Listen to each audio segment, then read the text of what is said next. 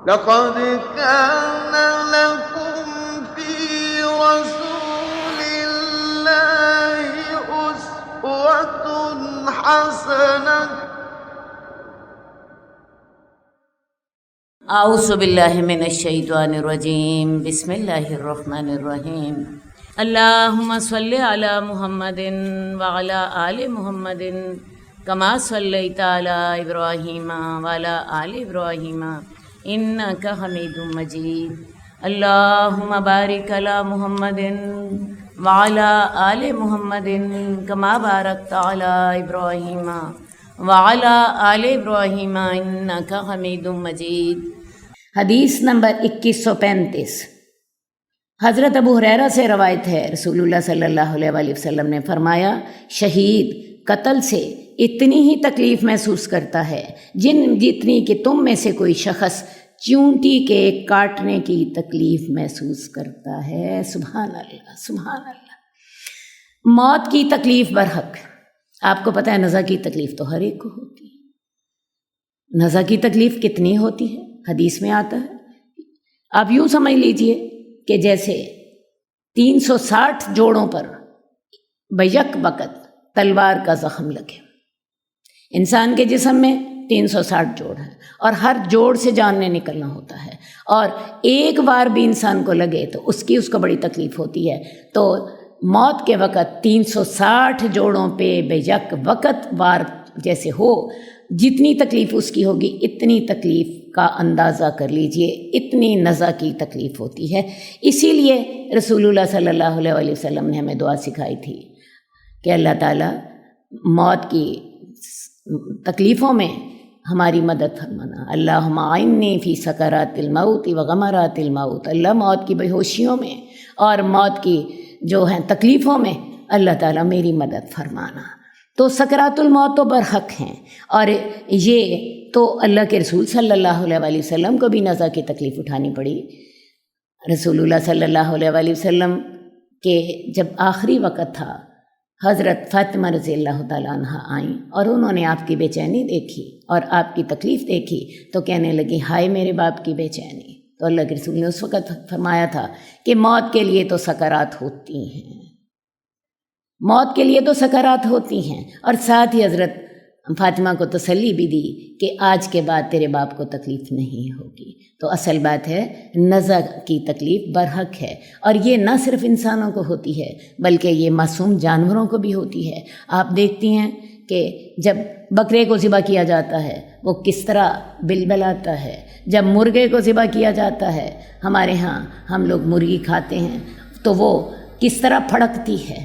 تو یہ تکلیف جو ہے یہ تو معصوم جانوروں کو بھی ہوتی ہے، لیکن جب ایک شہید کی موت ہوتی ہے تو پھر کیا ہوتا ہے؟ اللہ تعالیٰ کو اپنے بندے پہ بڑا پیار آ رہا ہوتا ہے۔ اللہ تعالیٰ چاہ رہے ہوتے ہیں کہ یہ بندہ جو میری خاطر جان دے رہا ہے اس کو موت کی تکلیف نہ ہو، لیکن ادھر سے موت کی تکلیف بھی برحق ہے۔ پھر اللہ تعالیٰ کرتے کیا ہیں کہ اس کے سامنے جنت کر دیتے ہیں، وہ جنت کو دیکھ رہا ہوتا ہے اور حکم ہوتا ہے جبریل کو، ملک الموت کو حکم ہوتا ہے تم اس کی روح قبض کر لو۔ شہید جنت کے نظارے دیکھ رہا ہوتا ہے اور ملک الموت جو ہیں وہ چپکے سے اس کی روح قبض کر لیتے ہیں۔ تو شہید کو موت سے اتنی تکلیف ہوتی ہے جتنی چونٹی کے کاٹنے کی تکلیف ہوتی ہے۔ یہ ہے اللہ تعالیٰ کی محبت کا ایک انداز۔ حدیث نمبر 2145 حضرت زید بن ثابت سے روایت ہے، رسول اللہ صلی اللہ علیہ وآلہ وسلم نے فرمایا، جس نے اللہ کے راستے میں کسی غازی کو تیار کیا تو اسے اتنا ہی اجر ملے گا جتنا غازی کو ملتا ہے، اور جس نے کسی مجاہد کی اس کے گھر میں اس کے جانے کے بعد بھلائی کے ساتھ جانشینی کی یا اس کے اہل و عیال پر خرچ کیا تو اسے بھی مجاہد کے اجر جتنا ثواب ملے گا۔ اب جو شخص حج، عمرہ یا جہاد کے لیے نکلا اور فوت ہو گیا، اس کے لیے قیامت کے دن تک حج، عمرہ اور جہاد کا اجر لکھ دیا جاتا ہے۔ دوبارہ میں آپ کو بات سمجھا دیتی ہوں۔ ایک شخص حج کے لیے نکلا، حج نہ کر سکا، راستے میں فوت ہو گیا، اس کے لیے قیامت تک اجر لکھ دیا جاتا ہے۔ اسی طرح ایک شخص جہاد کے لیے نکلا، جہاد کے میدان تک نہیں پہنچ سکا، راستے میں فوت ہو گیا، تو اس کے لیے قیامت کے دن تک جہاد کا اجر لکھ لیا جاتا ہے۔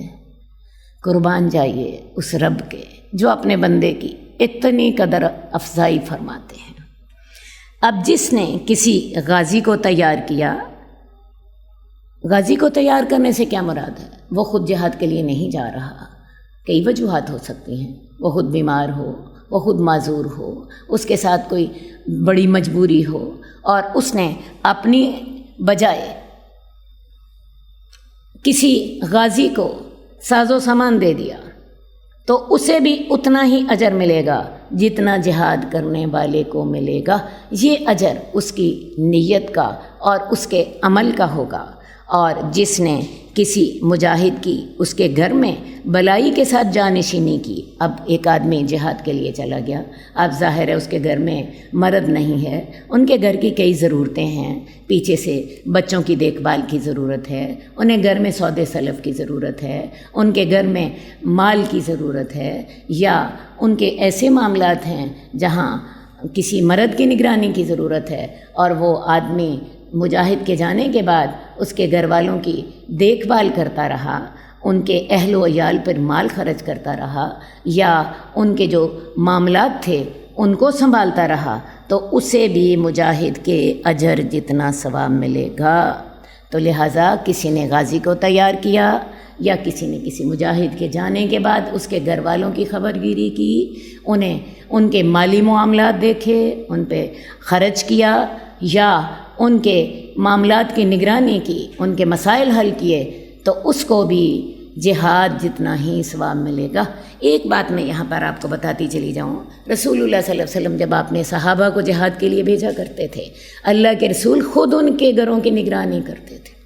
حدیث میں آتا ہے اللہ کے رسول ایسا کرتے، اپنے صحابہ کو لے کر ان کے گھروں میں جاتے اور ان سے پوچھتے تمہاری کوئی ضرورت ہے تو میں اسے پوری فرما دوں۔ پتہ نہیں رسول اللہ صلی اللہ علیہ وسلم کو اللہ تعالیٰ نے کتنا بڑا دل دیا ہوا تھا کہ اللہ کے رسول ایک ہی وقت میں بہت سے معاملات جو تھے وہ سنبھال لیتے تھے۔ اللہ تعالیٰ نے ان کے وقت میں بھی برکت دی ہوئی تھی۔ شاید یہ ان کی نیک نیتی، شاید نہیں بلکہ یقیناً یہ ان کی نیک نیتی کی وجہ سے تھا۔ حدیث نمبر 2156، حضرت انس رضی اللہ تعالیٰ عنہ بیان کرتے ہیں کہ رسول اللہ صلی اللہ علیہ وسلم نے فرمایا، مدد صبر کے ساتھ ہوتی ہے، اور کشادگی رنج و غم کے ساتھ ہوتی ہے، اور تنگی کے ساتھ آسانی ہوتی ہے۔ اصل بات یہ ہے انسان کے اوپر مشکلات تو آتی ہی رہتی ہیں، انسان کی ذاتی زندگی میں بھی مشکلات آتی ہیں اور قوموں پر بھی مشکلات آتی ہیں۔ تو جب قومی زندگی میں مشکلات آ رہی ہوں، جہاد کا موقع پیش آ جائے، تو جہاد میں کامیابی کے اصول کیا ہیں؟ صبر، ثابت قدمی، اللہ کا ذکر اور دعا۔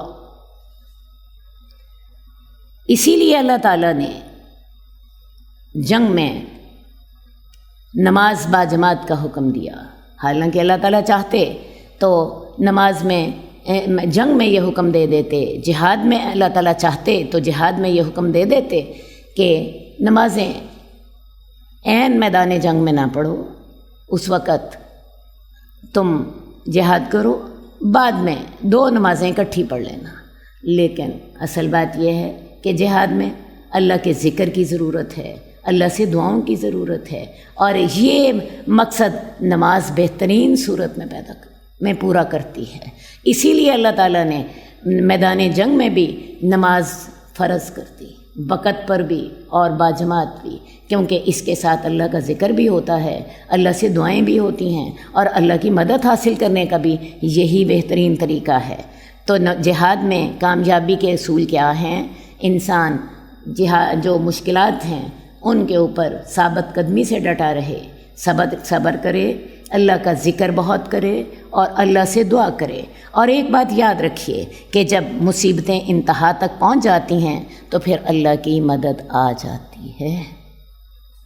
جب مصیبتیں انتہا تک پہنچ جاتی ہیں تو مدد پھر آ جاتی ہے۔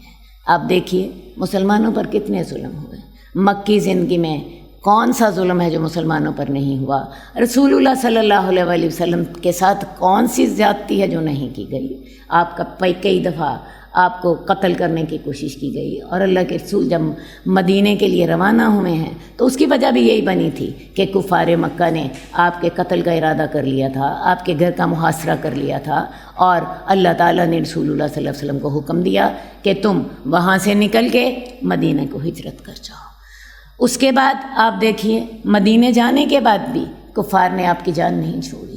مدینے کا آپ کے آنے سے پہلے مدینے کا سردار عبداللہ بن عبیش تھا، اس کو کفار مکہ نے پیغام بھیجا کہ تم نے ہمارے باغیوں کو پناہ دی ہے، یاد رکھو اگر تم نے ان کی مدد کی تو تم مدینے پہ حملہ کر دیں گے، تمہارے مردوں کو قتل کر دیں گے، تمہاری عورتوں کو لونڈیاں بنا لیں گے۔ اور پھر انہوں نے واقعی ایسا کیا۔ 1 سال نہ گزرا تھا کہ جنگ بدر میں مسلمانوں اور کفار کا آپس میں مقابلہ ہو گیا۔ اس کے بعد 3 ہجری میں پھر انہوں نے کیا کیا کہ مدینہ پر حملہ کیا، 450 کلومیٹر دور سے آئے اور مسلمانوں پر حملہ کرنے کے لیے آئے۔ تو مدینہ کی زندگی بھی جو تھی کوئی آسان نہیں تھی۔ تو میں آپ کو صرف بتانا یہ چاہتی ہوں کہ جب مشکلات حد سے بڑھ جاتی ہیں تو پھر ہوتا کیا ہے، اللہ کی مدد آ جاتی ہے۔ غزوہ بدر میں اس لیے اللہ کی مدد آئی تھی کہ مشکلات انتہائی حد تک پہنچ گئی تھیں۔ تو لہٰذا ایک مسلمان کو ہمیشہ یقین رکھنا چاہیے میرے ساتھ اللہ کی مدد شامل ہے۔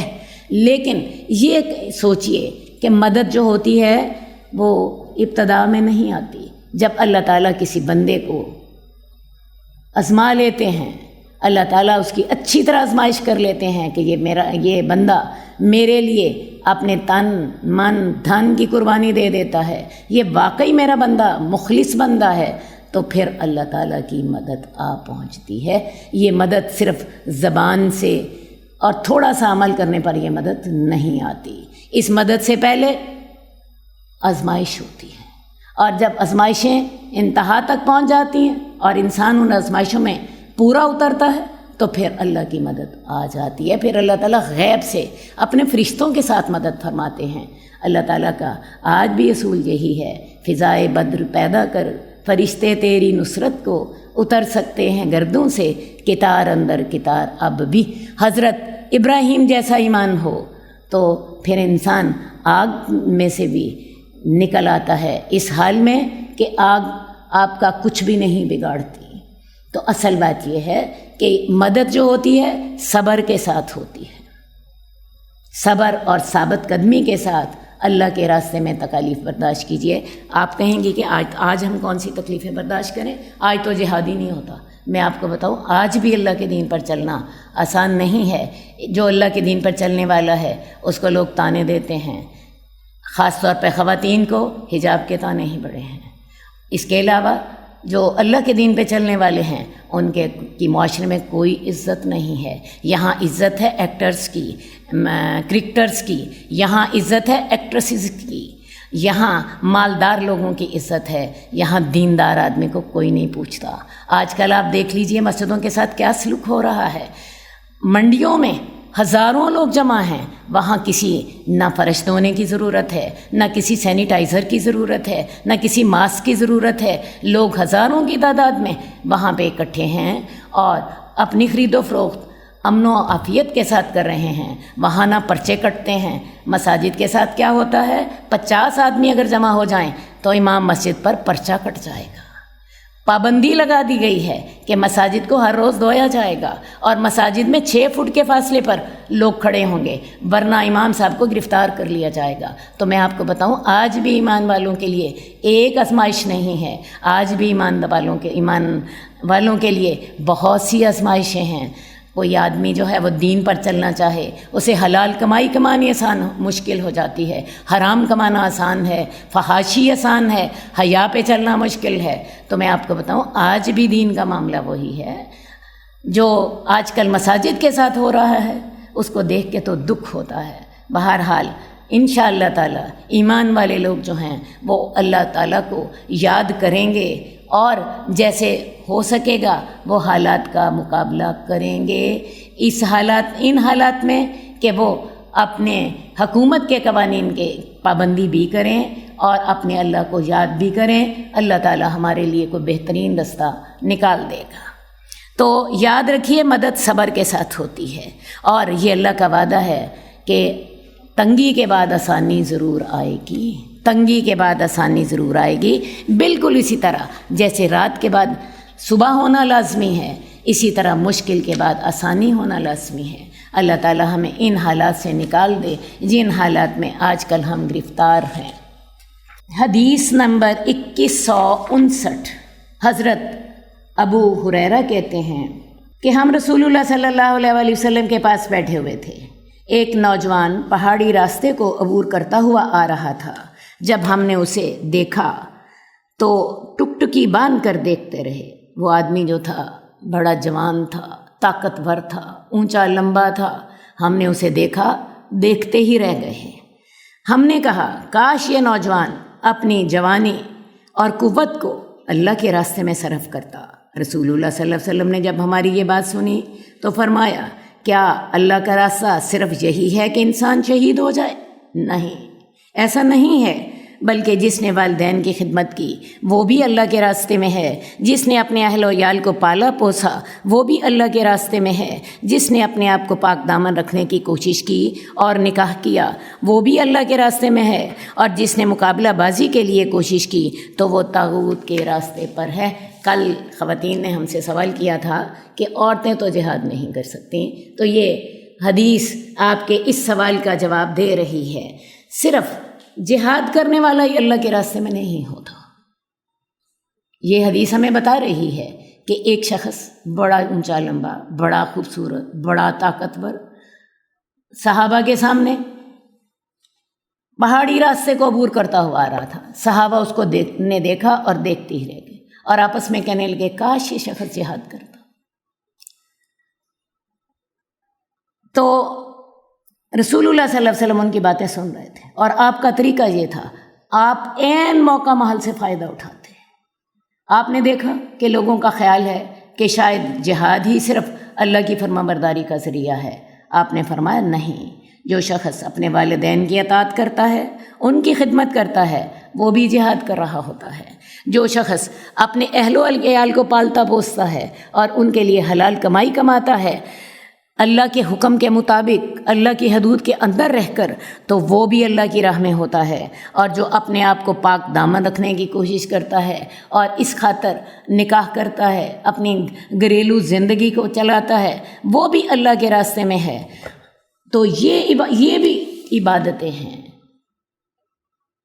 کون کون سی؟ اہل و عیال کے لیے محنت سے کمانے والا، اپنے نفس کی حفاظت کرنے والا، اپنے والدین کی خدمت کرنے والا، اپنے رشتہ داروں کے حقوق ادا کرنے والا، یہ تمام لوگ بھی اللہ کی راہ میں ہی محنتیں کر رہے ہیں۔ یہ تمام اعمال بھی عبادتیں ہیں۔ ہاں، اگر تکاثر یا ریا کی نیت ہوگی تو یہ اعمال عبادت نہیں ہوں گے، بلکہ یہ شیطانی اعمال ہوں گے۔ میں اپنے اس جملے کی وضاحت کر دوں کہ اگر تکاثر کے لیے کوئی شخص یہ کام کر رہا ہے، تکاثر کے لیے وہ کمائی کما رہا ہے، تکاثر سے کیا مراد ہوتی ہے؟ دوسرے سے مال حاصل کرنے میں سبقت لے جانا، ریا کے لیے، دکھاوے کے لیے، لوگوں کو بتانے کے لیے کہ میں اتنا مالدار ہوں۔ تو اگر تکاثر کے لیے یا ریا کے لیے، تکاثر کثرت میں مقابلہ کرنا، میرا گھر دوسرے کے گھر سے زیادہ بڑا ہو، دوسرے کا 1 کنال کا ہے، میرا 4 کنال کا گھر ہو، دوسرے کے زیورات میرے سے تھوڑے ہیں، میرے اس سے زیادہ ہوں، میرا لباس اس سے زیادہ شاندار ہو، میں نے جو شادی کی ہے وہ فلاں کی شادی سے زیادہ شاندار ہو، میرے بچے فلاں کے اسکول سے، فلاں کے بچے جس اسکول میں پڑھے ہیں میرے بچے اس سے زیادہ بڑے اسکول میں پڑھیں، اگر تو یہ نیت ہے ریا کی یا کثرت میں مقابلہ کرنے کی نیت ہے، تو یہ تمام اعمال عبادت نہیں ہیں، یہ تمام اعمال شیطانی اعمال ہیں۔ بات پھر وہی ہے، بات نیت کی ہے۔ اگر آپ نے یہ سارے کام اللہ کی رضامندی کی خاطر کیے، اولاد کو کمانا آپ کا، اولاد کے لیے کمانا آپ کا فرض ہے، والدین کی خدمت کرنا آپ کا فرض ہے، جو ہے اپنے نفس کی حفاظت کرنا آپ کا فرض ہے، آپ نے اللہ کے حکم کے مطابق یہ فرض ادا کیا تو یہ عبادت ہوگی، جیسے کہ جہاد عبادت ہے۔ لیکن اگر ان کے ادا کرنے میں ریا کا خیال آ گیا، دوسروں سے مقابلہ بازی کا خیال آ گیا، دوسروں سے آگے بڑھنے کا خیال آ گیا دنیا کی خاطر، تو پھر یہ اعمال عبادت نہیں بلکہ یہ شیطانی اعمال ہوں گے۔ اس لیے میں بڑی ہی وضاحت کے ساتھ آپ کو پہلے بھی کہتی رہی ہوں اور اب بھی آپ سے کہوں گی کہ ہر معاملے کو اللہ کے لیے خالص کر لیں، آپ کا ہر عمل عبادت۔ اور اگر اللہ کے لیے خالص نہیں کیا، نیت دوسروں سے سبقت لے جانے کی ہے یا نیت دوسروں کو دکھاوا کرنے کی ہے، تو میں آپ کو بتاؤں یہ تمام اعمال شیطانی ہوں گے۔ حدیث نمبر 2165، حضرت انس کہتے ہیں کہ سلیم رضی اللہ تعالیٰ عنہ ابو طلحہ کے ساتھ غزوہ حنین کے دن میدان جہاد میں موجود تھیں۔ سلیم کے پاس ایک خنجر بھی تھا۔ ان کے شوہر ابو طلحہ نے پوچھا، سلیم یہ کیا ہے؟ انہوں نے کہا، میں نے یہ خنجر اس لیے اٹھایا ہے کہ اگر کوئی کافر میرے قریب بھی ہوا، میرے قریب سے گزرا، تو میں اس کا پیٹ پھاڑ کر آنتیں نکال دوں گی۔ ابو طلحہ نے کہا، اے اللہ کے نبی، آپ سلیم کی بات سن رہے ہیں؟ وہ یہ اور یہ کہہ رہی ہے۔ میں نے کہا، اے اللہ کے رسول، جب وہ شکست کھا جائیں گے تو جو آدمی اپنے لشکر سے ادھر ادھر ہوگا میں اسے قتل کر دوں گی۔ آپ نے فرمایا، سلیم، بے شک اللہ تعالیٰ نے ہمیں کفایت کی ہے اور بڑی اچھی کفایت کی ہے۔ سلیم کون تھی؟ سب سے پہلے تو میں آپ کو یہ بتانا چاہوں گی، سلیم حضرت انس کی والدہ ہیں۔ حضرت انس رسول اللہ صلی اللہ علیہ وسلم کے خادم ہیں اور ان کی والدہ اللہ کے رسول کی جانثار ہیں۔ یہی حضرت انس کو آپ کی خدمت میں لے کر آئی تھیں اور کہا تھا، یا رسول اللہ، یہ انس آپ کی خدمت کرے گا۔ ان کے شوہر جو تھے ابو طلحہ، یہ انصار کے مالدار ترین آدمی تھے اور سخی ترین آدمی بھی تھے۔ انہوں نے ہی بیروہا کا باغ جو تھا وہ رسول اللہ صلی اللہ علیہ وسلم کو عطیہ کیا تھا۔ تو یہ سلیم جو ہیں یہ غزوہ احد میں بھی شریک تھیں۔ غزوہ احد میں بھی حضرت عائشہ کے ساتھ زخمیوں کو پانی پلا رہی تھیں۔ غزوہ خندق میں بھی شریک ہوئیں اور غزوہ خندق میں انہوں نے ہاتھ میں خنجر اٹھایا ہوا تھا۔ ان سے پوچھا گیا کہ یہ اس خنجر کا کیا کرو گی؟ تو کہنے لگیں، جو کافر میرے قریب آیا میں اس کا پیٹ پھاڑ کے اس کی آنتیں نکال دوں گی۔ تو اصل بات یہ ہے کہ آغاز اسلام میں خواتین جہاد پر جاتی رہیں، بعد میں اللہ کے رسول صلی اللہ علیہ وسلم نے منع فرما دیا۔ یہاں پر بھی رسول اللہ صلی اللہ علیہ وسلم نے کیا فرمایا؟ آپ نے کہا ہے، سلیم، اللہ عز و جل نے مردوں کے ساتھ ہماری کفایت کی ہے، مردوں کے ساتھ ہماری کفایت کی ہے۔ اور ہم پیچھے حدیث ایک پڑھ کر آ چکے ہیں کہ آپ سے کچھ خواتین نے جہاد میں جانے کی اجازت مانگی تو آپ نے انہیں اجازت نہ دی۔ حدیث نمبر 2166، سلمہ رضی اللہ تعالیٰ عنہ سے روایت ہے کہ جب رسول اللہ صلی اللہ علیہ وسلم ہجرت کر کے مدینہ چلے گئے تو آپ کی بیٹی حضرت زینب نے رسول اللہ صلی اللہ علیہ وسلم سے اجازت مانگی کہ وہ اپنے خامن کو اپنے پاس رکھ لیں۔ اللہ کے رسول نے اجازت دے دی، وہ آپ کے پاس پہنچ گئیں۔ پھر ابو العاص بھی مدینہ پہنچ گئے اور سیدہ زینب کی طرف پیغام بھیجا کہ اپنے والد محترم سے میرے لیے امان طلب کرو۔ میں نکلی، اپنے حجرے سے جھانکا تو دیکھا رسول اللہ صلی اللہ علیہ وسلم صبح کی نماز پڑھا رہے تھے۔ میں نے کہا، لوگو، میں زینب بنت رسول اللہ ہوں، میں نے ابو العاص کو پناہ دے دی ہے۔ جب رسول اللہ صلی اللہ علیہ وسلم نماز سے فارغ ہوئے تو فرمایا، لوگو، مجھے اس بات کا پتہ نہیں تھا حتیٰ کہ تم نے یہ بات خود سن لی۔ آگاہ ہو جاؤ کہ مسلمانوں میں سے ادنا ترین مسلمان بھی کسی کو پناہ دے سکتا ہے۔ میرا خیال ہے یہ واقعہ مجھے آپ کو تھوڑا سا تفصیل سے بتانا پڑے گا تو تب آپ کو یہ بات سمجھ آئے گی۔ اصل بات یہ ہے کہ رسول اللہ صلی اللہ علیہ وسلم کی جو بیٹی حضرت زینب ہیں، ان کے خامد ابو العاص بن ربیع جو تھے، یہ ابتدا میں ایمان نہ لائے تھے۔ غزوہ بدر میں یہ کفار کے لشکر میں موجود تھے اور مسلمانوں کے پاس گرفتار ہو کر آئے تھے۔ حضرت زینب جو ان کی بیوی تھیں، انہوں نے ان کی رہائی کے لیے ہار بھی بھیجا تھا جو کہ حضرت خدیجہ رضی اللہ تعالیٰ عنہ کا تھا۔ رسول اللہ صلی اللہ علیہ وسلم نے جب یہ ہار دیکھا تھا تو آپ کی آنکھوں میں آنسو آ گئے تھے، وفادار بیوی یاد آ گئی، اور آپ نے صحابہ سے کہا اگر تم اجازت دو تو ہم یہ ہار ان کو واپس کر لیں اور واپس کر دیں۔ اور پھر رسول اللہ صلی اللہ علیہ وسلم نے کہا کہ یا رسول اللہ آپ جیسے چاہیں آپ کر لیجئے۔ تو رسول اللہ صلی اللہ علیہ وسلم نے حضرت زینب کا ہار جو فدیے میں آیا تھا وہ واپس کر دیا، اور اس کے اپوزٹ آپ نے اپنے داماد سے یہ شرط کر لی کہ تم زینب کو مدینہ ہجرت کی اجازت دے دو گے۔ آپ کو خود بات سمجھ آ رہی ہے کہ چونکہ ان کے شوہر کافر تھے تو یہ حضرت زینب کو مدینہ ہجرت کی اجازت نہیں دیتے تھے۔ تو رسول اللہ صلی اللہ علیہ وسلم نے ان سے یہ شرط کر لی کہ تم زینب کو مدینہ آنے کی اجازت دے دو گے۔ تو حضرت زینب جو تھیں وہ اس کے بعد مدینہ آ گئیں اور رسول اللہ صلی اللہ علیہ وسلم کے ساتھ رہنے لگ پڑی۔ اب کیا ہوا کہ ان کے خامند ابھی تک کافر ہی تھے۔ یہ 6 ہجری کی بات ہے کہ یہ تجارت کے لیے شام گئے، اور وہاں سے یہ جب واپس آئے تو میں نے جیسا کہ پہلے آپ کو بتایا ہے مسلمان ان کے قافلے جو تھے مدینے کے قریب سے گزرتے تھے، تو جب یہ شام سے تجارت کے بعد واپس آئے تو مسلمانوں نے ان کے قافلے پر حملہ کر لیا، اور قافلے پر حملہ کر کے ان کا سارا سامان جو تھا وہ اپنے قبضے میں کر لیا۔ یہ خود بھاگ گئے اور مسلمانوں کے ہاتھ نہ آئے، لیکن انہوں نے کیا کیا کہ انہیں پتہ تھا کہ حضرت زینب جو ہیں وہ مدینے میں رہتی ہیں، یہ حضرت زینب کے گھر پہنچ گئے اور ان سے جا کر کہا کہ مجھے پناہ دے دو۔ تو حضرت زینب نے کیا کیا کہ مسلمان جو تھے فجر کی نماز پڑھ رہے تھے، تو حضرت زینب نے اعلان کیا، اونچی آواز میں بولی، میں زینب بنت رسول اللہ ہوں اور میں نے ابو العاص کو پناہ دے دی ہے۔ جب رسول اللہ صلی اللہ علیہ وسلم نماز سے فارغ ہوئے تو آپ نے فرمایا، لوگو مجھے اس بات کا پتہ نہیں تھا، ظاہر ہے اس دور میں کوئی موبائل فون تو نہیں ہوتے تھے نا، تو رسول اللہ صلی اللہ علیہ وسلم کو خود اس بات کا علم نہیں تھا، تو آپ نے فرمایا مجھے اس بات کا پتہ نہیں تھا، یہ بات تم نے خود سن لی ہے کہ زینب نے اپنے شوہر ابو العاص کو پناہ دے دی ہے، آگاہ ہو جاؤ کہ ادنا مسلمان بھی کسی کو پناہ دے سکتا ہے۔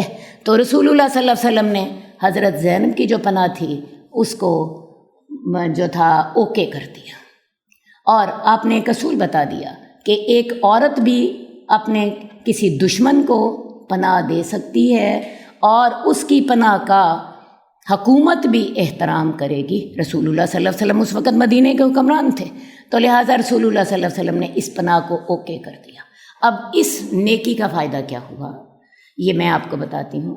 حضرت زینب نے اپنے شوہر کو پناہ دے دی، اور ساتھ ہی انہوں نے رسول اللہ صلی اللہ علیہ وسلم سے یہ بھی درخواست کی کہ یا رسول اللہ ایسا کیجئے کہ ابو العاص کے جو قافلے کا سامان مسلمانوں کے قبضے میں آیا ہے وہ ان کو واپس کر دیں۔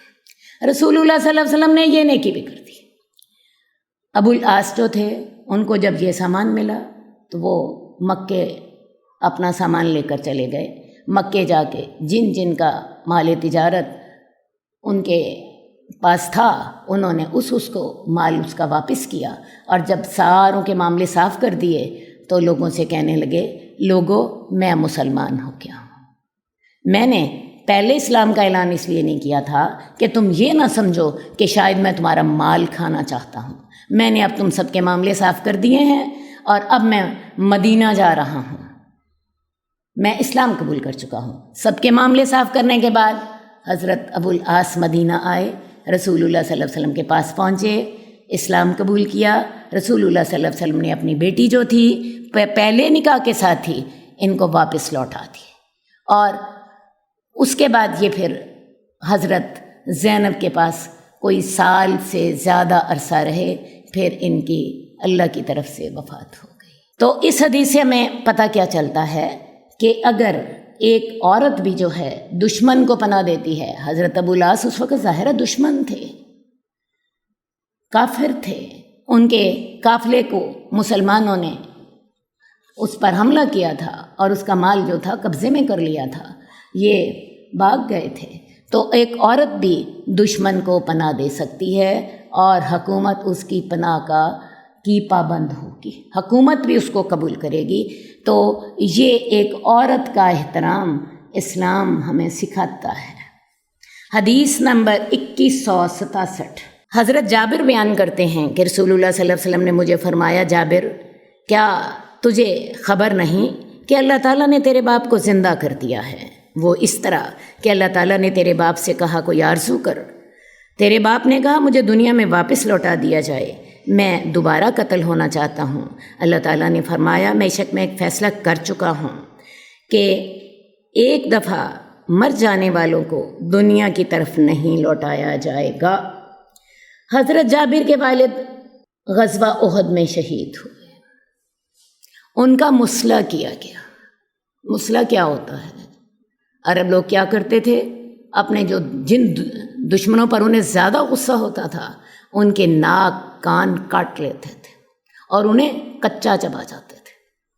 آپ کو پتہ ہے حضرت حمزہ کا بھی مسئلہ ہوا اور ان کے ناک اور کان چبائے گئے، اور پھر ایک کام اور کرتے تھے کہ ان کے ناک اور کان کاٹ کے ان کا اپنے گلے میں ہار بنا کے ڈالتے تھے، اور یہ اس بات کی علامت ہوتی تھی کہ ہم نے اپنے دشمن کو خوب ذلیل کر دیا ہے۔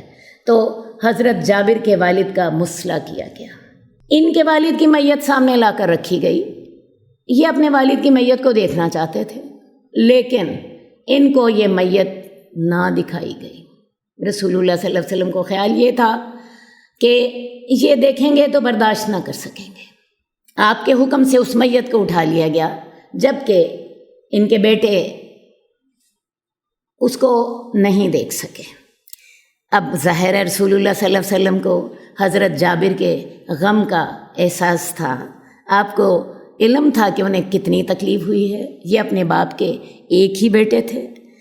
تو رسول اللہ صلی اللہ علیہ وسلم نے پھر ان کو تسلی دیتے ہوئے اور ان کی دلجوئی کرتے ہوئے فرمایا، جابر کیا تجھے پتہ ہے کہ اللہ رب العزت نے تیرے باپ کو زندہ کیا اور اسے کہا تم تمنا کرو، یعنی آپ کو پتہ ہے جو شہید ہوتا ہے وہ زندہ ہوتا ہے، اللہ تعالیٰ اس کو زندہ کر دیتے ہیں، وہ جنت کے میوے کھاتا رہتا ہے۔ تو اللہ تعالیٰ نے اس کو زندہ کیا اور اسے کہا کوئی تمنا کرو ہم تمہاری پوری کریں گے۔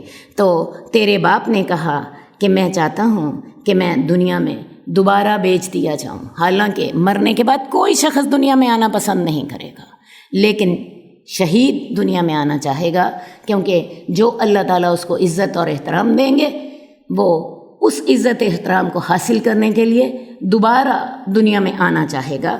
تو اللہ تعالیٰ نے اس کو دوبارہ زندہ کیا اور اسے کہا کوئی تمنا کرو، تو اس نے کہا میں چاہتا ہوں کہ مجھے دنیا کی طرف لوٹا دیا جائے، میں دوبارہ جہاد کروں اور میں دوبارہ شہید ہو جاؤں۔ تو اللہ تعالیٰ نے کہا کہ نہیں، میں نے یہ فیصلہ کر دیا ہے کہ میں نے جب ایک دفعہ کسی کو موت دے دی اس کو دوبارہ جو ہے وہ دنیا میں نہیں بھیجا جائے گا، تمہاری یہ تمنا تو پوری نہیں ہو سکتی، کوئی بھی اور تمنا کرو تمہاری تمنا پوری کر دی جائے گی۔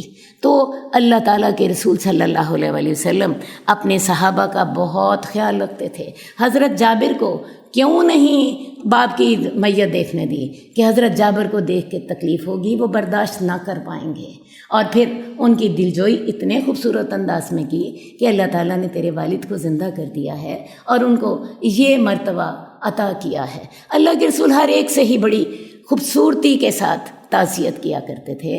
حضرت جعفر طیار جو ہیں یہ غزوہ موتا میں شہید ہو گئے، ان کے دونوں بازو کاٹ دیے گئے۔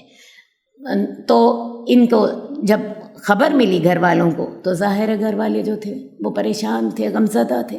تو رسول اللہ صلی اللہ علیہ وسلم نے انہیں تعزیت دیتے ان سے تعزیت کرتے ہوئے فرمایا تھا کہ اللہ تعالیٰ نے تمہارے باپ کو جنت میں 2 پردے دیے ہیں، ان 2 بازوؤں کی وجہ سے جو ان کے کٹ گئے تھے اللہ تعالیٰ نے انہیں 2 پردے دیے ہیں، وہ جنت میں جہاں چاہتے ہیں اڑتے پھرتے ہیں۔